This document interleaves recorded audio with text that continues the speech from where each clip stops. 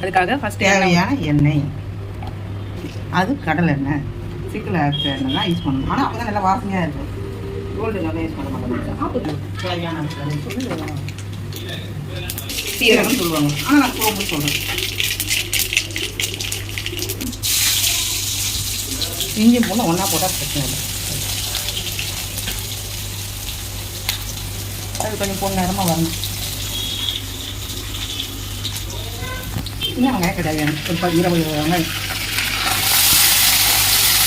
வச்சு வளர்த்து சின்ன வெங்காயம் போட்டால் தான் நல்லா இருக்கும். இது நல்லா கொஞ்சம் வதங்கணும். நம்ம வதக்கத்தில் இந்த தோலெல்லாம் உருகி வரணும். நம்ம அதை வந்து நல்லா கட் பண்ணவும் தேவையில்லை, முழுசாவே போடுவோம், நல்லா இருக்கும். இங்கே வந்து தக்காளி போடுவோம். தக்காளி போட்டு பச்சை மிளகா பேச மாதிரி காரம் வேணுன்றவங்க போடலாம், இல்லைதான் வேணாம். ஆனால் எனக்கு எங்கள் வீட்டில் காரம் சாப்பிடுவாங்க, அதனால 2 பச்சை மிளகா. ஆவி இது போட்டுணும், நெத்தி அதெல்லாம் ஒன்று ஒன்று போட்டு அது போக அது கழுவுறதோ அது நம்ம எடுத்து போட்டுடலாம்.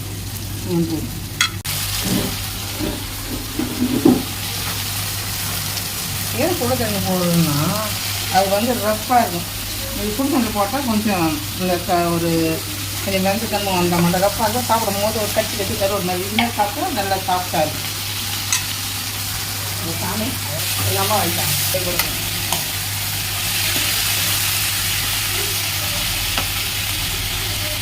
இதெல்லாம் கொஞ்சம் மஞ்சள் தூள் நீச்சத்தன்மை வரும் அப்படின்னா ஒரு டீஸ்பூன் 1.5 டீஸ்பூன் போட்டுக்கலாம் மஞ்சள் தூள்.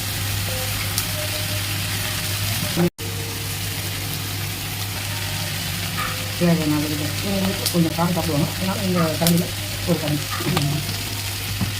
ரொம்ப வாசனை கொடுக்கும். தனியாக மசாலா தூள் தனியாக எல்லாமே போட்டு அரைச்சிடுது. இது போட்டு கொஞ்சம் நல்லா வாசனை.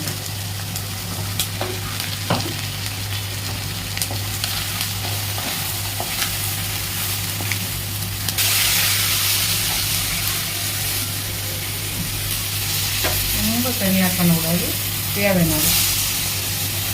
ஏன்னா இந்த நம்ம வதக்கத்துலேயே அது வெந்துடும். இது வேகணும்னு அவசியம் இல்லை, ஏன்னா சுடுதண்ணில் வேறு போட்டு எடுத்துக்கிறோமா, அதனால் ரொம்ப தண்ணி ஊற்றணும் வேகணும்னு கிடையாது. சிக்கனம் ஒரு டம்ளர்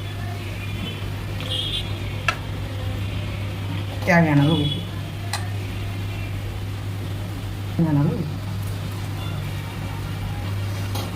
இது வேணாம். கறியில் கொத்தமல்லி போட்டு இறங்கணும்.